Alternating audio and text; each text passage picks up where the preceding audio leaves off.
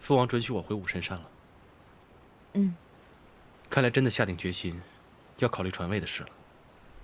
可是，现在由帝音代理政事，这就说明你父王的心还是倾向于帝音的。这也等于是向全凌云宣布，谁才是未来的凌云王。情况对你很不利。不必担心，这些都在我的计划中。现在还不到分胜负的时候，父王已经无力理会朝政。此时朝中大臣的意见，可能比父王的意见更重要。我早已做了布置。事到如今，你还能如此沉着，倒是让我很敬佩。阿莫，真希望有一天，你对我不再只有敬佩。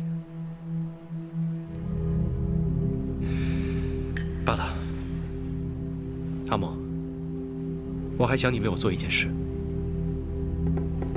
什么事？回到成华殿以后，我希望你像往常一样，经常去看望父王。这倒不难，我答应你就是了。殿下，你如若不记大统，凌云必为帝音这小人所得，这难道是殿下想看到的事情吗？景时虽一介武夫，但也知善恶黑白，为了殿下的江山，景时甘愿生为卒，死为鬼。养兵千日，用兵一时，景时誓死追随殿下，您就下命令吧。景时虽是赴汤蹈火，也在所不辞。好吧，如今我父王的身体已大不如前，如果咱们控制住中州城和王宫，凌云的大权其实唾手可得。至于如何调度嘛，此等小事不劳殿下费心，景时自会安排。千万不要走漏了风声。殿下放心，景时定当一切布置完备，只等殿下之意。景时，你可知道，此事十分危险。殿下，这是说哪里的话？纵有千难万险，为了殿下一统，景时亦是等闲视之。我果然没有看错你，你不愧是我凌云的好男儿。殿下谬赞了。事不宜迟，你我各自准备。景时，一定要对帝音多加小心才是。属下明白，属下定不让帝音看出任何一丝破绽。我信你。殿下，咱们大概何时动手？若我被召进宫，想必是我父王无法理政，将大权交出的时候。到那时，若我父王将王位传于我便罢；若他传于帝音，你便带兵接管武神山和中州城，咱们就里应外合，逼帝音交出王位。景时，一切就拜托你了。属下誓保殿下继承大统。将军，帝音殿下已经着手调换出青龙部以外的3部将领，待他整合3部完毕，就是对咱们动手的时候了。昨日他找了个理由撤换掉我2个副将，只是还没有腾出手来，把他的心腹安插进来。留给我们的时间已经不多了，我之前交代的事情办得怎么样了？已经完成了。中州城内和武神山下都安排了不少咱们的人，都是1等1的高手，伪装成了普通人，就等着您的命令了。好，干得好！报！将军，圣伦殿下已被大王召回武神山了，现已回到成华殿。刚才差人叫将军去一趟。好，殿下回来了，我即刻就去见他。我之前交代的事情，你们一定要布置好，有情况随时向我汇报。是，将军。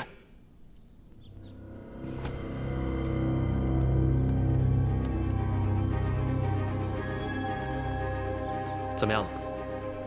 王宫外与中州城已经布置妥当，王宫内还需要殿下亲自去监督了。放心，我已经安排蔡灵、蔡仲去做了，他们办事我也放心。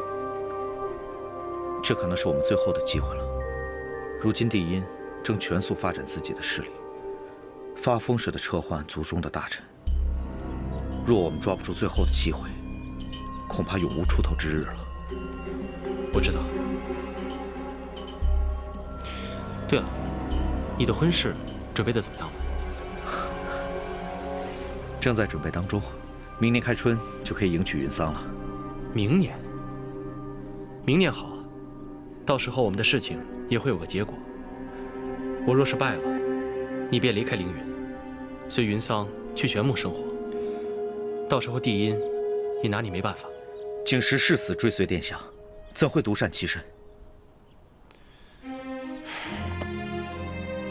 你如今又多了一份牵挂，也多了一份责任，不到万不得已，不要白白牺牲。殿下，我不必多说了，我们又不是一定会败，反而我觉得我们成功的可能性很大。是。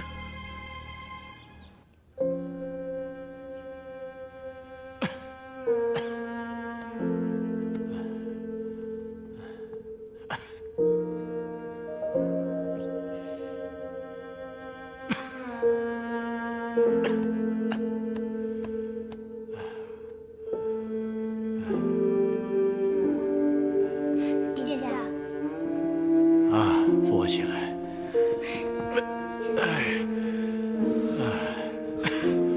申伦，坐吧。你回来了，近来可好啊？承蒙父王牵挂，儿臣很好。我遣你去汤谷，也是为了你好。我老了，你和弟弟帝音不和，可为父仍是希望你们能够兄友弟亲，和睦相处。儿臣明白。申伦，你恨我吗？儿臣不敢。儿臣在汤谷的时间，非但没有荒废，反倒是想清楚了许多事情，随时等待父王召见。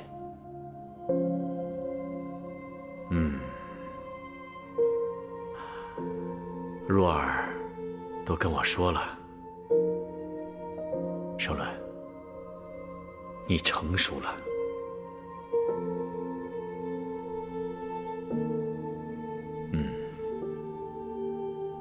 近日外面天气如何？天气甚好。既然天气甚好，我的精神头也不错，要不你陪我出去走走吧？啊，是父王。申伦，这园中的景色如何？是父王品味雅致，布置得好。你不在的时候，若儿也是常常这样陪我散步。你娶了她，是你的福气啊。是。我作为凌云王，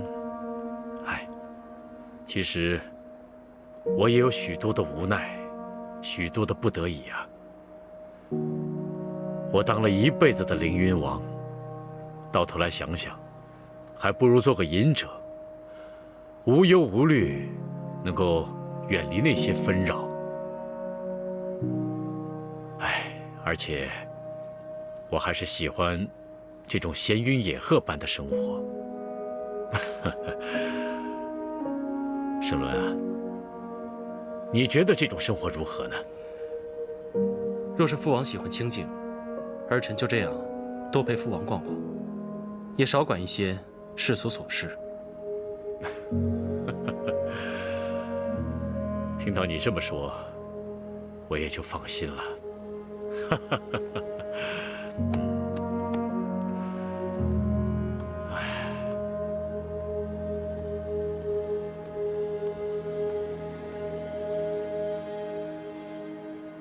烈阳，你绣错了，从这里进去的话，当然要从这里出来了，绣反了。哼，整天绣啊绣，什么时候才是个头？我做不来这个。那如果你不想学的话，就去旁边玩吧。我要给云桑姐姐做一件最好的嫁衣，希望她和景时的婚礼能够如期举行，不要有任何的差池才行。无聊死了。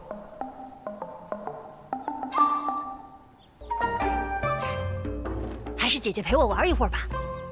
烈阳，你别闹了，把衣服还给我。我就不还，就不还。姐姐就陪我玩一会儿嘛，一会儿就行。烈阳，你真的越来越不听话了。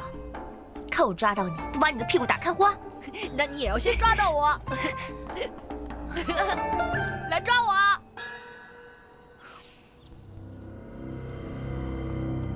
命令传达下去了吗？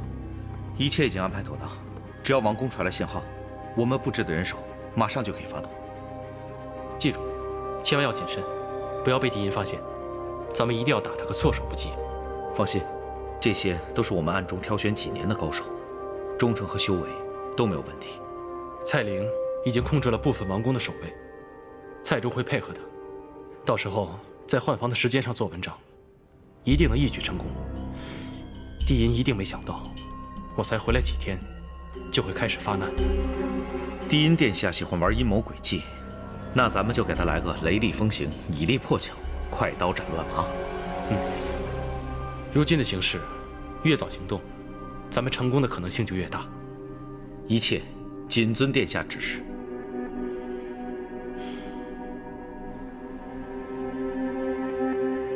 父王今日身体如何？怎么突然召见我？我自有好东西同你一同观赏。若儿，你看，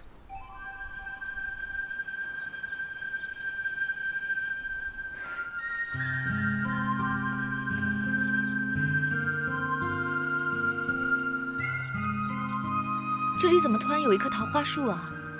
前几日还没有呢。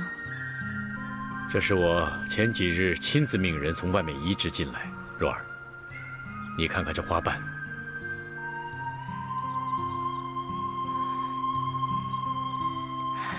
这花瓣怎么长得如此厚实饱满啊？这叫多瓣桃花。一般的桃花呢，都是单瓣桃花，至多也是半重瓣。这是我命人从汤谷取水过来养护它，并亲自用我的木灵照顾它，它才开得如此的丰腴艳丽呀！父王竟然亲自用灵力喂养桃花。你知道它叫什么？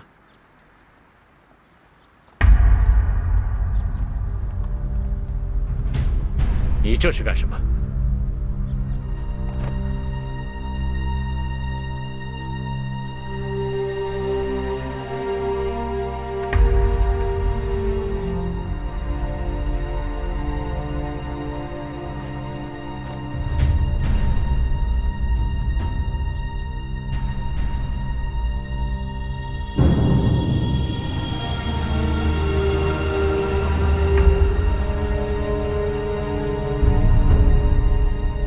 这个逆子，你竟拟出如此大逆不道的诏书！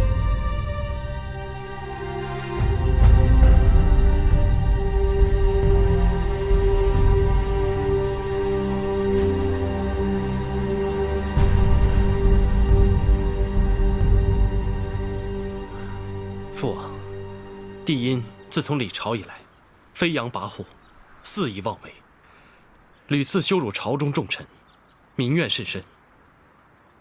儿臣按照父王的吩咐，已经替父王拟好了旨意。帝音勾结王后，意图不轨，已有罪证68条，铁证如山。父王以凌云族族长之名，决定下令幽禁帝音，废除王后。你疯了！你替我拟旨！我才是凌云王，我才有资格下旨。来人，来人呐！父王，现在宫里已经全部都是我的人，很快中州城也会被我的人控制，不会再有人来了。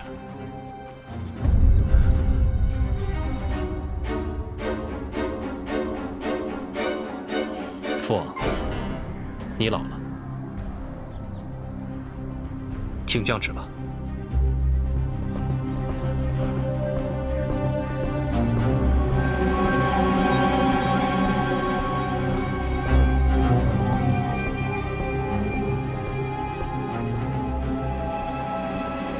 这件事你策划了多久？是不是我让你回来，也在你的预谋之中？圣人，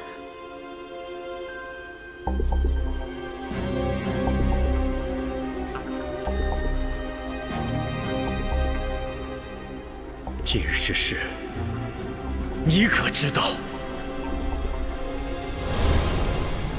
你想要毒害你父王？我不想让父王和弟弟流更多的血。一定要这样吗？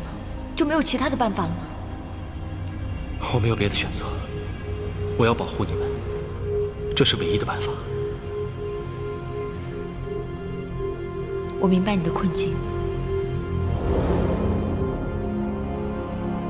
与他无关，他并不知道。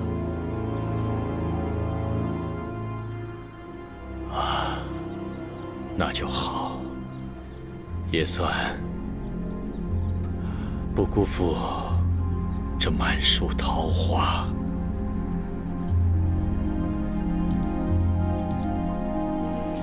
请父王下旨。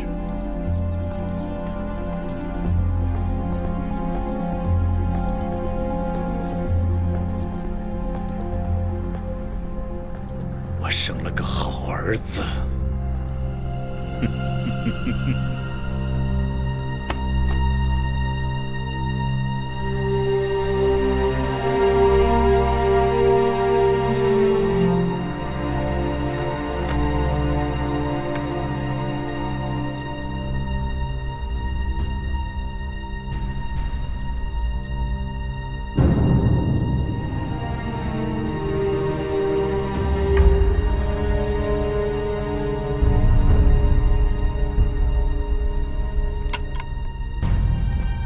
你要的东西，拿去！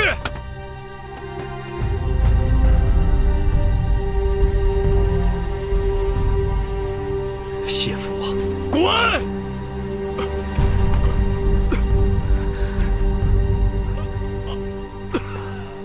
此次动乱，父王悲痛交加，旧疾复发，还请父王移居其园，安心休养。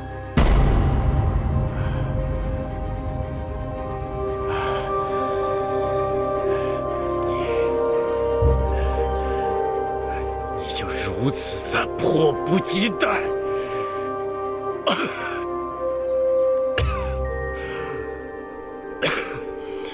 请父王移驾。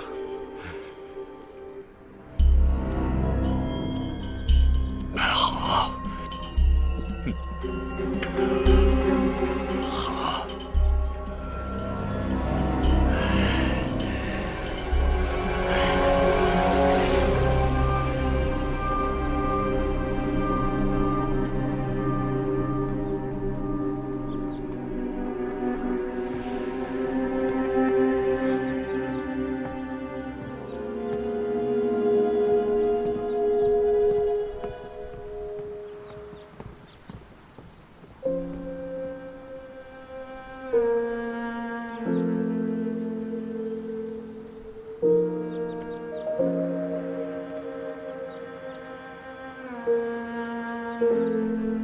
今日之事，你筹划了多久3年。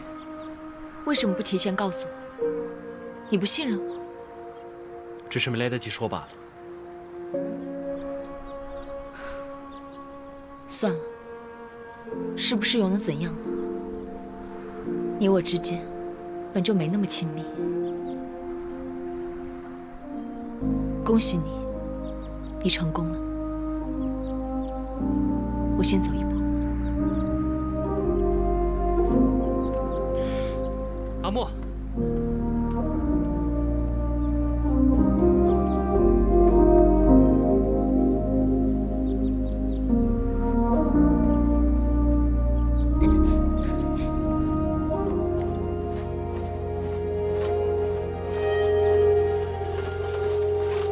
薛阳若，你这个犯上作乱的贼子，狠心毒辣的女人！往日里王待你如子，谁料你们却包藏祸心。母后，我儿现在被囚禁，我也被废黜，你满意了吗？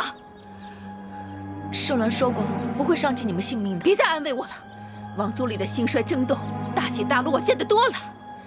薛阳若，我只恨没有早些除了你，现在落得如此下场。你等着，我定日日诅咒，让你们尝尽这世间所有的苦楚。你和圣伦的报应迟早会来的，别高兴得太早。走走。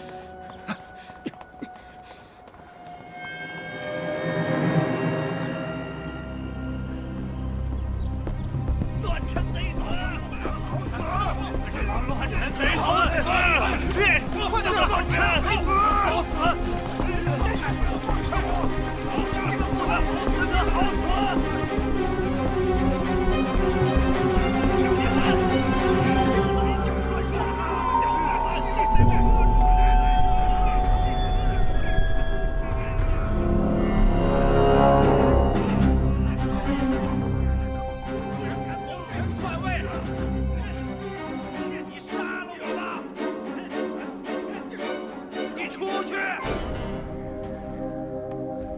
姐姐，我们走吧。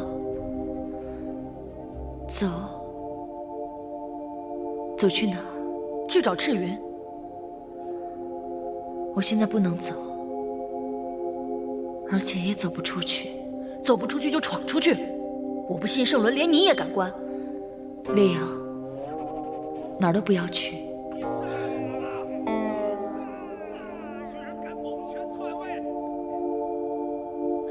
听听这些惨叫，简直像地狱一样。这些事我早就预料到了，只是我没想到，当我真正面对的时候，才发现，原来我之前想的太简单了。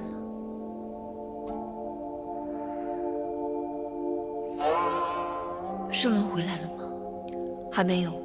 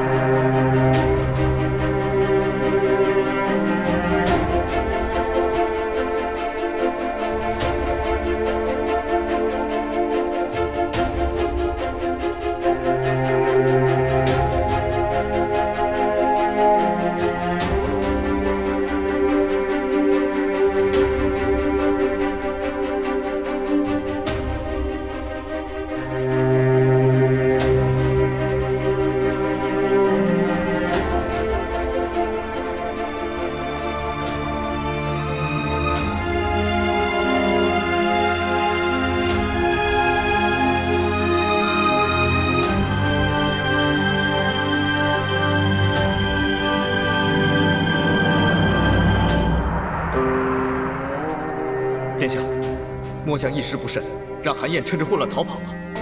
现已派出几路高手追捕，请殿下赐罪。韩燕跑了，全力追捕便是。韩燕本就狡猾，怪不得你们。谢殿下。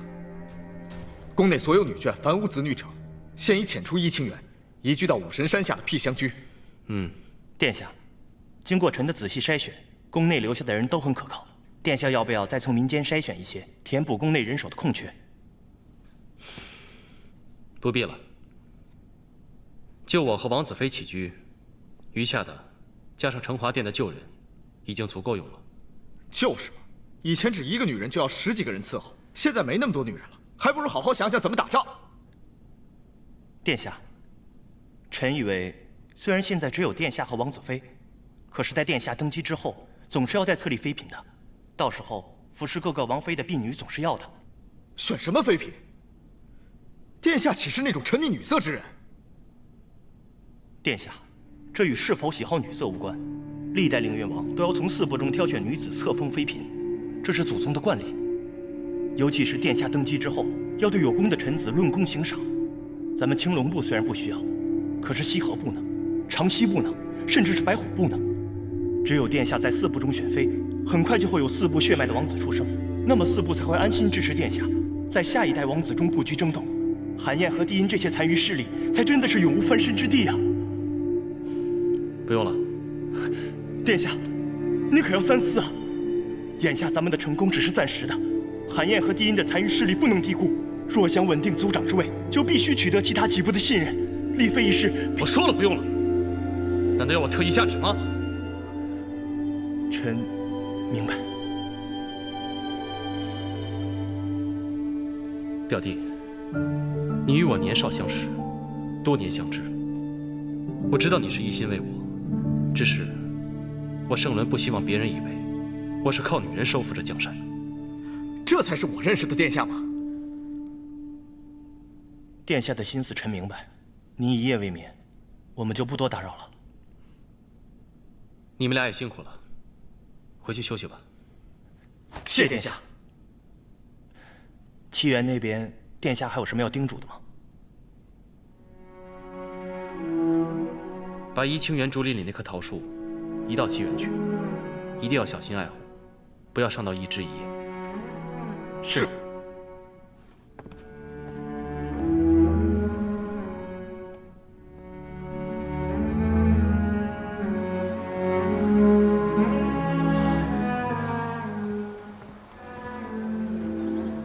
哎，你可算来了。什么事情这么着急把我叫回来？哎，凌云昨天晚上风云变化，你得到消息了吗？我听说了，圣伦接管了凌云族，我估计不日他即将登基，我们该如何是好？你也不用着急，凌云族的内斗是他们自己的事情，与我们玄牧又有何相干？不过，凌云圣伦和宣阳玉晨一向私下交好，现在他接管了整个凌云族，恐怕是增强了两族的势力，我估计会对玄牧不利。浩雪，这些年来，无论是玄牧国内还是宣阳国内，开战的声音就一直没有停过。我觉得玄牧对宣阳一战，一定是在所难免。这跟谁做凌云王没有太大的干系。况且上一代的凌云王，也是倾向于支持宣阳的。不过这个圣伦，以雷霆之势，一举肃清了整个凌云族，先前竟然一点预兆都没有。我现在想想都觉得可怕。哎，以前我觉得他不过是一个灵力高强、为人谦和之辈，现在没想到他处事如此心狠手辣，对父亲和兄弟都毫不手软。这种人，若是与我们为敌，我们恐怕不是对手。是，这个圣伦确实不能掉以轻心，他可比上代的凌云王可怕多了。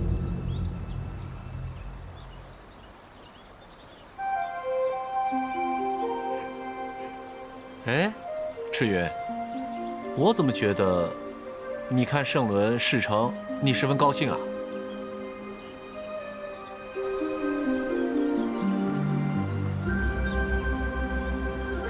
我突然想起了和一个人的约定，圣伦的大事既定，我的好事也就快要来了。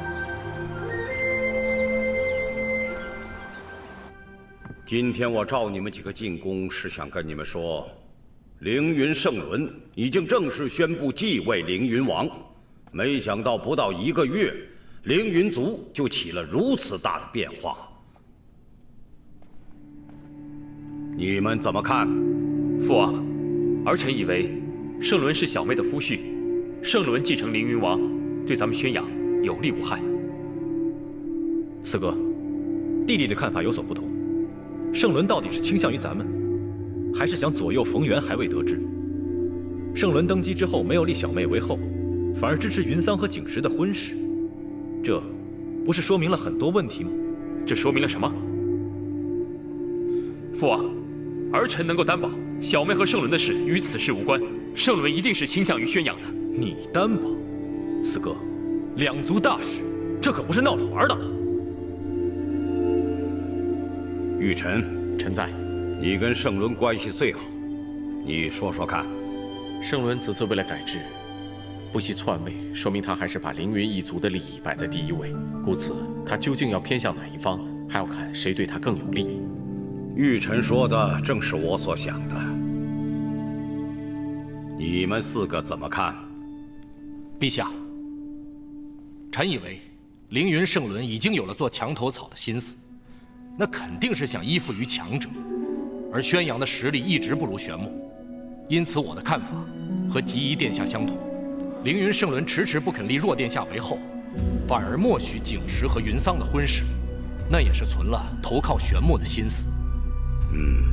这2个月来，边关不断传来消息，宣阳与玄牧2族士兵在边境的矛盾冲突是越来越大，甚至互相掠夺对方的村落，连双方的守将都无法约束。长此下去，矛盾会越来越大，大到必须要有一个了断，到时可就不是我们能说了算的了。父王，儿臣有一言，讲。若是我们跟玄牧必有一战，此时当是出征的最佳时机。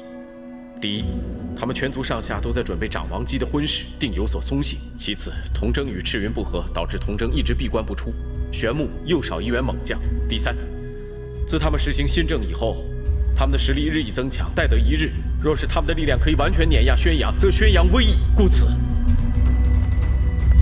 儿臣恳请父王出兵玄牧。臣附议。臣附议。臣附议。臣附议。父王，咱们应该先下手为强。只要您一声令下，儿臣愿为宣阳突袭玄牧。臣恳请父王出兵玄牧。恳请陛下出兵玄牧。